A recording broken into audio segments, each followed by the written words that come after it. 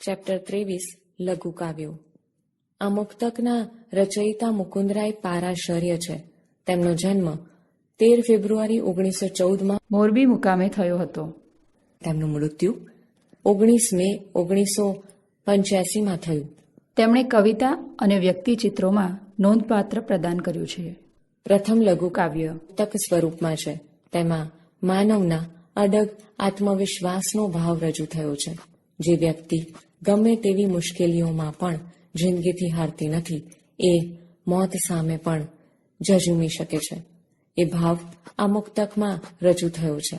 પંક્તિ: જિંદગીથી ના ડરે એ મોતને ડારી શકે, આગને જે પી શકે તે આગને ઠારી શકે, ટાંકણાના ઘા સહીને પણ કદી તૂટે નહીં, એ જ આરસ પહાણ નીચ પર શિલ્પને ધારી શકે. આ પંક્તિમાં કવિ કહે છે કે જે વ્યક્તિ જીવનના આઘાત પ્રત્યાઘાત કે સુખ દુઃખથી ન ડરે, એને મૃત્યુ પણ ડરાવી શકતી નથી. જે આગને એટલે કે જીવનની ભીષણ પરિસ્થિતિ સામે પણ જે ટક્કર ઝીલે છે, એ ગમે તેવી કપરી સ્થિતિને પણ શાંત કરી શકે છે. જેમ આરસ પહાણ પણ ટાંકણાના ગમે તેટલા ઘા સહન કરે છતાં પણ ક્યારેય તૂટે નહીં, એ જ આરસ પહાણ પોતાના પર શિલ્પને ધારણ કરી શકે છે. હાઈકુ. આ હાઈકુના રચયિતા સ્નેહરશ્મિ છે. તેમનો જન્મ 16 એપ્રિલ 1903 થયો. વલસાડ જિલ્લાના ચીખલી ગામે થયો અને અવસાન 6 જાન્યુઆરી 1991 થયું. જાપાનના હાઈકુ કાવ્ય પ્રકારને સૌ પ્રથમવાર ગુજરાતીમાં લાવવાનો યશ એમને જાય છે.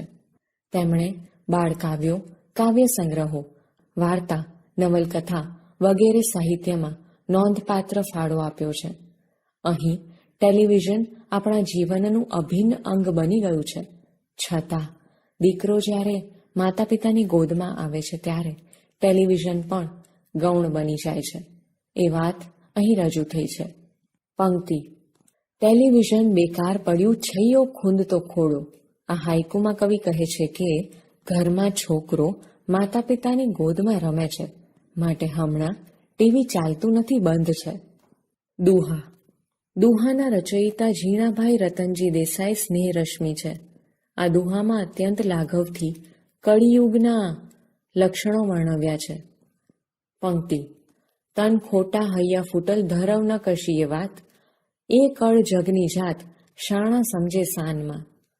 આ પંક્તિમાં કવિ કહે છે કે જે શરીરથી સ્વસ્થ ન હોય, કાચા કાનના હોય, એટલે કે બીજાની ચઢામણીથી ભોળવાઈ જતા હોય, અને જેને ક્યારેય પણ કોઈ વાતનો સંતોષ ન થતો હોય, એ બધા કળિયુગના લક્ષણ છે. જે શાણો હોય તે સાનમાં સમજી જાય.